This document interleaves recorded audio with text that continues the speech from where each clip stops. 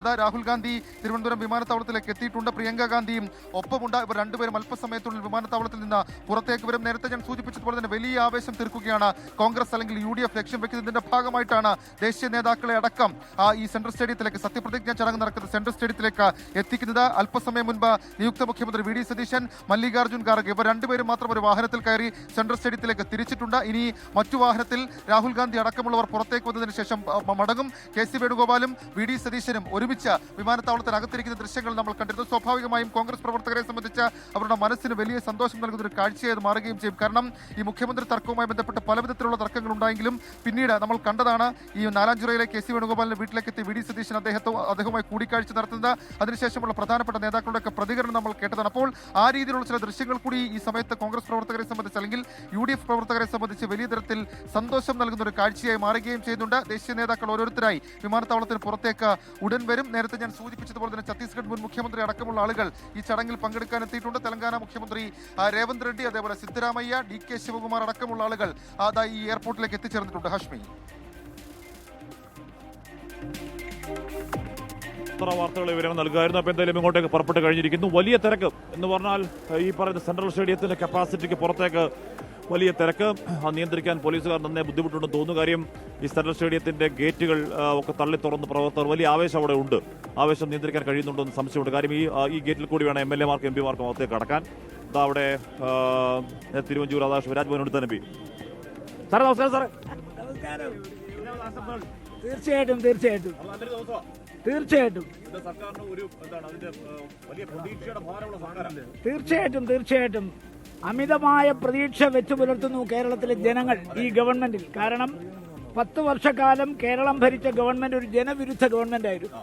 സ്വേച്ഛാധിപത്യം, അതുപോലെ ധൂർത്ത്, അഴിമതി, സ്വജനപക്ഷപാതം എല്ലാത്തിന്റെയും പ്രതീകമായിരുന്ന ഒരു ഗവൺമെന്റ് ഇന്ന് പുറത്തു പോവുകയും പുതിയ ഗവൺമെന്റ് അധികാരത്തിൽ വരികയും ചെയ്യുന്ന ഒരു ഉത്സവത്തിന്റെ പ്രതീതി സൃഷ്ടിക്കുന്ന ദിവസമാണ്. ഓക്കെ, ആപാലവൃദ്ധം ജനങ്ങളും ഒരു ഉത്സവത്തിന്റെ പ്രതീതിയിലാണ്. അപ്പോ രാജ്ഭവനോട് തന്നെ MP അകത്തേക്ക് കടക്കാണ്. പാർക്കൽ അബ്ദുള്ള ഇങ്ങോട്ടേക്ക് വരുന്നുണ്ട്. MLA മാർ MP മാർക്ക് ഇങ്ങോട്ടേക്ക് വന്നുകൊണ്ടിരിക്കുകയാണ്. MLA മാർ MP മാർ ഇങ്ങോട്ടേക്ക് വന്നുകൊണ്ടിരിക്കുന്നു. കൂടുതൽ പേര് ഇങ്ങോട്ടേക്ക് വരികയാണ്. അവിടെ ഇനിയിപ്പോൾ പ്രിയങ്ക ഒട്ടുമിക്ക എല്ലാ പ്രധാനപ്പെട്ട നേതാക്കളും വരികയാണ്. ഇനിയിപ്പോ രാഹുൽ ഗാന്ധി, പ്രിയങ്ക ഗാന്ധി അടക്കമുള്ളവർ എന്തുണ്ട്? സുഖം, സന്തോഷമല്ലേ? സന്തോഷം. 10 വർഷത്തെ ഇടതുപക്ഷത്തിന്റെ ദുർഭരണം അവസാനിപ്പിച്ച് ഒരു പുതുയുഗം പിറക്കുമ്പോൾ അതിനപ്പുറം സന്തോഷം വേറെ എന്താ ഉള്ളത്? മന്ത്രിസ്ഥാനം ഉണ്ടോ ഇല്ലയോ അതൊക്കെ പാർട്ടി തീരുമാനിക്കുന്നതാണ്. കോഴിക്കോടിന് ഒരു വികാരമുണ്ട്. കോഴിക്കോട് 12 ഒരു ചരിത്ര വിജയം കോഴിക്കോടിനുണ്ടായി. 12 UDF MLA മാരുണ്ട്. മന്ത്രി ഇല്ല എന്നുള്ളത് നിരാശരാണ് കോഴിക്കോട്ടെ ജനങ്ങൾ. അപ്പോൾ പാർക്കൽ ഇങ്ങോട്ടേക്ക് വരികയായിരുന്നു. ഇങ്ങോട്ടേക്ക് ഇപ്പോൾ ഓരോരോ MLA മാരടക്കം MP മാരടക്കം ഇങ്ങോട്ടേക്ക് വന്നുകൊണ്ട് ഇതിൽ പ്രശ്നം എന്താണെന്നറിയോ? അവിടെ ആ ഗേറ്റ് ഒന്നാണിയോ എന്ന് പറഞ്ഞാൽ അവിടെ ആ ഗേറ്റ് ജസ്റ്റ് തുറക്കുക. ഈ MP മാരുടെ MLA മാരുടെ വാഹനം പോകാൻ വേണ്ടി അവിടെ ആ ഗേറ്റ് ജസ്റ്റ് തുറക്കുമ്പോഴേക്കും ആ ഗേറ്റ് പിന്നെ അടയ്ക്കാൻ കഴിയാത്തവണ്ണം വലിയ വികാരത്തള്ളിച്ച ഉണ്ടാക്കുകയാണ്. ഒരു നമസ്കാരം സാറേ. നമസ്കാരം സാറേ. തീർച്ചയായിട്ടും തീർച്ചയായിട്ടും. ഓക്കെ, ജി സുധാകരൻ MLA ഇങ്ങോട്ടേക്ക് വരികയാണ്. അങ്ങനെ MLA മാർ, പ്രധാനപ്പെട്ട MLA മാർ, പ്രധാനപ്പെട്ട MP മാർ ഒക്കെ ഇങ്ങോട്ടേക്ക് VIP നേതൃത്വം ഇങ്ങോട്ടേക്ക് വരുന്നു. അതേസമയം വലിയ പ്രവർത്തകർ ഇങ്ങോട്ടേക്ക് വരുന്നുണ്ട്. ഇപ്പോഴും ഈ വഴി ഈ വഴി എന്ന് പറഞ്ഞാൽ സാധാരണ ജനങ്ങൾക്ക് പ്രവേശനം ഇല്ല എന്ന് പറയുമ്പോൾ പോലും ഈ വഴി ഇത്ര ആളാണെങ്കിൽ അകത്തെ കാര്യമൊന്നും പറയേണ്ടതില്ല. രാഹുൽ ഗാന്ധി എപ്പോഴെത്തുന്നു, പ്രിയങ്ക ഗാന്ധി എപ്പോഴെത്തുന്നു, നിയുക്ത മുഖ്യമന്ത്രി VD സതീശൻ എപ്പോഴെത്തുന്നു എന്നുള്ളതാണ് ഇനിയുള്ള ചോദ്യം. ബാക്കി ഓൾമോസ്റ്റ് എല്ലാവരും എത്തിക്കഴിഞ്ഞിരിക്കുന്നു. എന്നാണ് എവിടുന്നാ? ഞങ്ങൾ വാഗമണുകാരാണ്.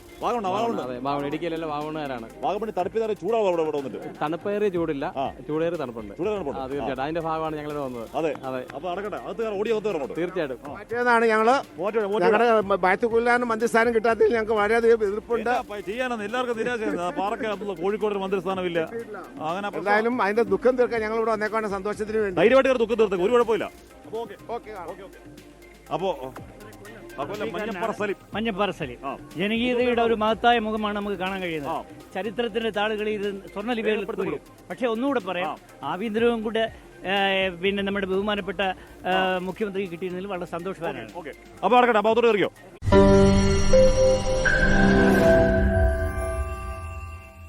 ലോകത്തെവിടെയായാലും ഏത് സമയത്തും 24 വാർത്തകളും ഓഗ്മെന്റഡ് റിയാലിറ്റി പാക്കേജുകളും എക്സ്പ്ലെയിനറുകളും വിശദമായി കാണാൻ ഞങ്ങളുടെ യൂട്യൂബ് ചാനൽ നിങ്ങൾക്ക് സബ്സ്ക്രൈബ് ചെയ്യാം.